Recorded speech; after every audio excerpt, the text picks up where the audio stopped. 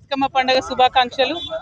ఈ రోజు శ్రీరాంపూర్లో మరి హెచ్ఎంఎస్ మరియు తెలంగాణ జాగృతి ఆధ్వర్యంలో నిర్వహిస్తున్నటువంటి బతుకమ్మ పండుగ వేడుకలకు హాజరవ్వడానికి రావడం జరిగింది।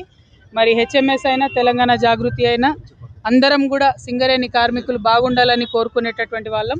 మరి సింగరేణి కార్మికుల మధ్యలో బతుకమ్మ జరుపుకోవడం చాలా సంతోషంగా ఉంది। నిన్ననే మనం చూసినాం ముఖ్యమంత్రి గారు లాభాల్లో వాటాను ఎన్నడూ లేనటువంటి విధంగా చాలా ఆర్భాటంగా ఇక్కడ ఉన్నటువంటి కోల్ బెల్ట్ ఎమ్మెల్యేలందరినీ తీసుకొని ఒక రాజకీయ రంగుతోని చేయడం జరిగింది।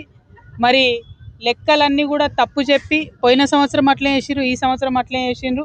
కార్మికుల నోట్లో మట్టి కొట్టేటటువంటి ప్రయత్నం ముఖ్యమంత్రి గారు చేస్తూ ఉన్నారు। సింగరేణి బొగ్గుగని బిడ్డలు చిందించేటటువంటి చెమటనే ఇవాళ మన తెలంగాణ ఇండ్లలో వెలిగేటటువంటి బల్బులు, ఫ్యాన్లు, ఏసీలు।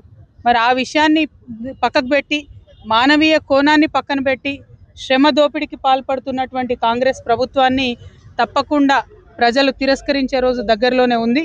మరి మళ్ళొకసారి నేను ముఖ్యమంత్రి గారిని డిమాండ్ చేస్తున్నా, లోకల్గా క్షేత్రస్థాయిలో చేయాల్సినటువంటి ఇవ్వాల్సినటువంటి అపాయింట్మెంట్లు కూడా మీరు సీఎం స్థాయిలో ఇస్తున్నారు।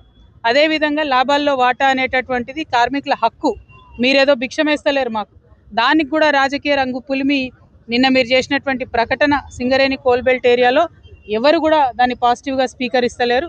మీరు ఈ సందర్భంగా నేను ముఖ్యమంత్రి గారిని కోరేది ఒకటే, మీరు బొగ్గుగని కార్మికుల కష్టాలను తెలుసుకోండి, వారికి సంబంధించిన అంశాలన్నింటిలో పాజిటివ్గా స్పందించండి, దానికి రాజకీయ రంగును మాత్రం పులమకండి అని చెప్పి నేను కోరుతా ఉన్నాను। Thank you. జై తెలంగాణ, జై జాగృతి। అసలైన తొలి వెలుగు. ఫాలో వాట్సాప్ @తొలి వెలుగు official.